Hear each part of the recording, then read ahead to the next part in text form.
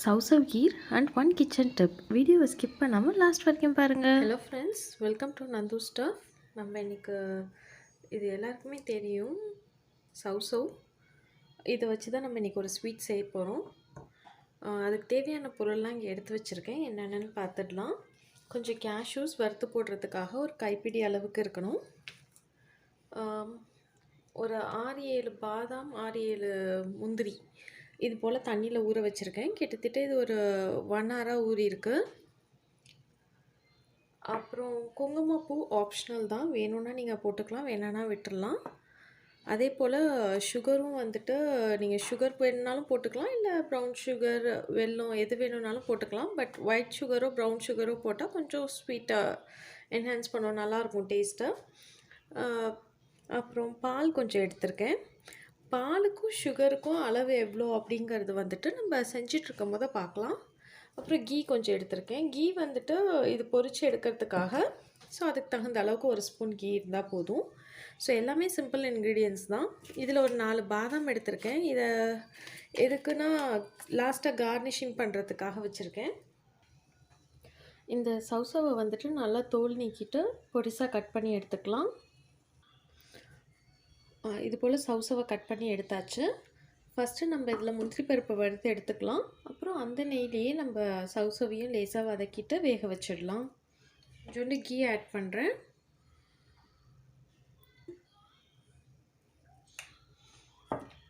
Key நல்லா melt ஆனோன்னா நம்ம இந்த கேஷ்யூஸ் அதில் போட்டு நல்லா வறுத்து எடுத்துக்கலாம். கீ நல்லா மெல்ட் ஆகிடுச்சு. ஸோ இந்த கேஷ்யூஸ் இதில் ஆட் பண்ணுறேன். கேஷ்யூஸ் நல்லா ஓரளவுக்கு ப்ரௌன் ஆனோன்னா நம்ம தனியாக ஒரு பவுலில் செப்ரேட் பண்ணிடலாம். அதை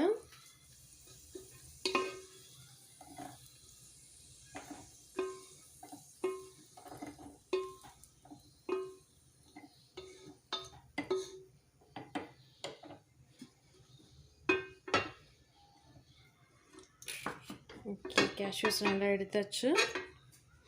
இப்போ மிச்சம் இருக்க கீழே நம்ம இந்த chow chowவை ஆட் பண்ணி லேசாக வதக்கிட்டு வேக வச்சிடலாம்.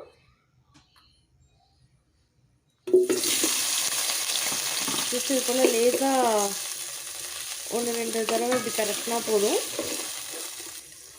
லேசாக வதக்கினதுக்கப்புறம் நான் இதில் ஒரு 150 ml தண்ணியை ஆட் பண்ணுறேன். அது வேகிற அளவுக்கு தண்ணி இருந்தால் போதும், ரொம்ப எக்ஸஸாக தண்ணி இருக்கணும்னு அவசியம் இல்லை. இதோடு சேர்த்து இந்த பாதாம் கேஷ்யூஸையும் நான் அதில் ஆட் பண்ணிடுறேன். அதோடு சேர்ந்து இதுவும் நல்லா வெந்துடட்டும். இது நல்லா குக் ஆகட்டும். chow chow நல்லாவே வெந்துடணும். chow chow இப்போ நல்லா வெந்துடுச்சு.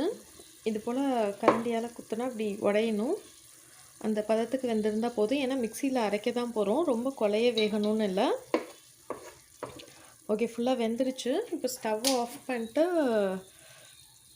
நல்லா ஆறட்டும். ஆறினதுக்கப்புறம் நம்ம பிளெண்டருக்கு ட்ரான்ஸ்ஃபர் பண்ணிவிட்டு நம்ம அரைச்சிக்கலாம். இது இப்போ நல்லா ஆறிடுச்சு ஃப்ரெண்ட்ஸ். இதை நம்ம இப்போ பிளெண்டருக்கு மாற்றிட்டு அரைச்சிக்கலாம்.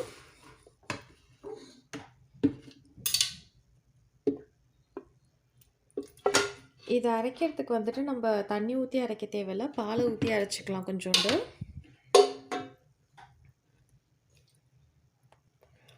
இப்போ இதில் நான் கொஞ்சோண்டு பால் சேர்த்துக்கிறேன். இதை நல்லா பேஸ்ட்டாக அரைச்சிடலாம். திக்காக இருக்கணும்னு அவசியம் இல்லை, கொஞ்சம் தண்ணியாக கூட இருக்கலாம். பட் ஆனால் நல்லா அரைச்சிடணும் ஃபைனாக. நல்லா ஃபைனாக அரைச்சாச்சு ஃப்ரெண்ட்ஸ். இப்போ இந்த அளவை பொறுத்து தான் நம்ம பாலும் சுகரும் எடுத்துக்க போகிறோம். இப்போ இதில் வந்துட்டு ஒரு டம்ளர் அளவுக்கு இருக்குது. ஒரு பெரிய கிளாஸால் 1 கிளாஸ் அளவுக்கு இருக்குது.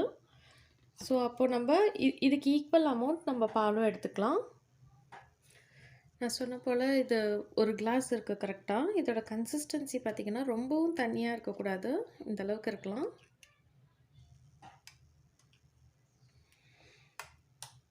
இதே அளவுக்கு நான் பால் எடுத்திருக்கேன், 1 கிளாஸ் அளவுக்கு.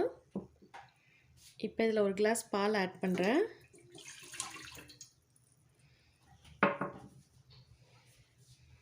ஸோ இந்தளவுக்கு குங்குமப்பூ சேர்த்துக்கிறேன்.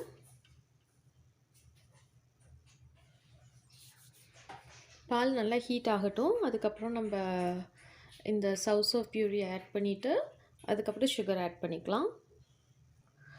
க்ளோஸ் பண்ணி வச்சிடலாம். இந்த பாதாம் கார்னிஷிங்க்குன்னு சொன்னேன் இல்லையா, ஸோ அதை நான் இது போல் மெலிசாக சேர்த்து எடுத்துக்கிட்டேன். நீங்கள் கிரேட்டரில் போட்டு கிரேட் பண்ணி எடுத்துக்கலாம், இல்லை நைஃபால் கூட நீங்கள் இது போல் நைஸாக கட் பண்ண முடியும். ஸோ இது போல் பண்ணி எடுத்து வச்சுக்கலாம் தனியாக. பால் நல்லா கொதிக்க ஆரம்பிச்சிருச்சு. இப்போ நம்ம இந்த சௌசௌ பியூரி ஆட் பண்ணிடலாம். அதில்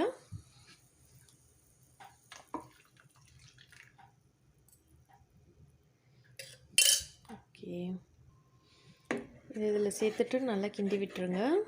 இது நல்லா கொதிக்க ஆரம்பித்தோன்னா அந்த குங்குமப்பூ கலர் வந்துட்டு இதில் இறங்கும். இதில் ஒரு பிஞ்ச் வந்துட்டு மஞ்சத்தூள் போட்டோம் அப்படின்னா ஒரு க்ரீனிஷ் கலர், ஒரு ஃப்ளூரசன்ட் கலர் கொடுக்கும். இந்த சௌசவும் அந்த குங்குமப்பூவும் சேர்ந்து இது நல்லா கொதித்து கொஞ்சம் திக்காகணும். அந்த ஸ்டேஜ் வரைக்கும் அது கொதிச்சிட்ருக்கட்டும்.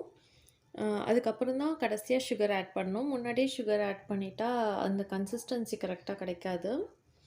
ஸோ இது நல்லா திக்காகட்டும், அதுக்கப்புறம் நம்ம சுகர் ஆட் பண்ணலாம்.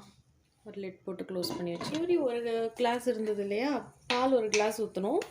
ஒரு கிளாஸ் அந்த அரைச்ச பேஸ்ட் இருக்குது அப்படின்னாக்கா ஒரு கிளாஸ் பேஸ்ட்டுக்கு 4 ஸ்பூன் சுகர், டேபிள் ஸ்பூனால், இந்த மாதிரி ஸ்பூனால் 1 போட்டாச்சு. 2 3 4. ஓகே, நல்லா மிக்ஸ் பண்ணி விட்டுடலாம். ஓகே, இப்போ இதை ஒரு பவுலுக்கு ட்ரான்ஸ்ஃபர் பண்ணிடலாம். ஓகே, ரெடி ஆகிடுச்சு சௌசௌ கீர். டேஸ்ட் பண்ணி பாருங்கள், எப்படி இருக்குன்னு சொல்லுங்கள் ஃப்ரெண்ட்ஸ். ஃப்ரெண்ட்ஸ்க்கு, ரிலேட்டிவ்ஸ்க்கு எல்லாருக்கும் ஷேர் பண்ணுங்கள். ஸோ அவங்களும் டேஸ்ட் பண்ணி பார்க்கட்டும். இந்த டிப்பையும் பார்த்துடலாம். நம்ம யூஸ்வலாக இது போல் பேக்கெட்டில் வாங்கினோம்னா அது இது போல் ரப்பர் பேண்ட் போட்டு வைப்போம். ஒரு சில ப்ராடக்ட் இப்படி ரப்பர் பேண்ட் போட்டு வச்சா நமக்கு லாங் லைஃப் வராதுன்னு சொல்லி நம்ம ஃப்ரிட்ஜில் வைப்போம். ரவா எக்ஸாம்பிளுக்கு சொல்லணுன்னா ரவா, அது மாதிரி ஃப்ரிட்ஜில் வைக்க வேண்டிய அவசியமே இல்லை. நான் எப்படி பேக்கெட்லேயே வந்துட்டு இது போல் ஃபோல்ட் பண்ணி வைக்கலாம் ரப்பர் பேண்ட் யூஸ் பண்ணாமன்னு சொல்லிட்டு லாஸ்ட் வீடியோவில் சொல்லியிருந்தேன். ஒரு சில பேக்கெட் இந்த மாதிரி ஃபோல்ட் பண்ண முடியாது. அப்போ அப்படி இருக்கிறத எப்படி லாங் டேர்ம் சேவ் பண்ணலாம் அப்படின்னு பார்த்தா, இது போல் ஜிப்லாக் கவரில் வந்துட்டு உள்ள ப்ராடக்டை போட்டுட்டு ஒரு முக்கால்வாசி நீங்கள் இப்படி ஜிப் பண்ணிவிடுங்க. மிச்சம் வந்துட்டு அந்த ஏரை ஃபுல்லாக வெளில எடுத்துருங்க. ஃபுல்லாக எடுத்ததுக்கப்புறம் நீங்கள் அதை ஃபுல்லாக சீல் பண்ணிவிடுங்க. ஸோ ரொம்ப லாங் டைம் இருக்கும் இப்படி இருந்ததுன்னா, வண்டு வராது அவ்வளோ சீக்கிரம். எந்த பொருள் வேணாலும் இப்படி ஸ்டோர் பண்ணலாம்.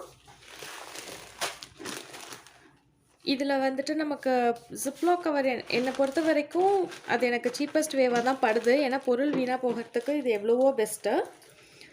உங்களுக்கு ஒரு பேக்கில் பார்த்தா 50 பீஸ் கிட்ட வருது ஜிப்லாக் பேப்பர். ஸோ அந்த கவர் யூஸ் பண்ணி நம்ம இப்படி பண்ணிக்கலாம். நீங்களும் ட்ரை பண்ணி பாருங்கள் ஃப்ரெண்ட்ஸ், உங்களுக்கும் இது ரொம்ப ஹெல்ப்ஃபுல்லாக இருக்கும். ஃப்ரிட்ஜில் வைக்க வேண்டிய அவசியம் இல்லை. இப்படி ஜிப்லாக் பண்ணி நீங்கள் வந்துட்டு வெளியிலே வச்சுக்கலாம். நம்ம இதை ட்ரை பண்ணி பார்த்துட்டு எப்படி இருக்குன்னு சொல்லுங்கள் ஃப்ரெண்ட்ஸ். இது உங்களுக்கு பெஸ்ட்டாக படுதா இல்லையான்றதை எனக்கு நீங்கள் கமெண்ட் செக்ஷனில் ஷேர் பண்ணுங்கள். Okay friends, see you on next video. இதே போல் ஒரு யூஸ்ஃபுல்லான ஒரு டிப்போட, ஒரு அமேசிங் ரெசிபியோடு நான் உங்களை மீட் பண்ணுறேன். Share it with your friends and family. So like பண்ணுங்கள், கமெண்ட் பண்ணுங்கள், ஷேர் பண்ணுங்கள், மறக்காமல் சப்ஸ்கிரைப் பண்ணுங்கள். ஓகே ஃப்ரெண்ட்ஸ், தேங்க்யூ, பாய்.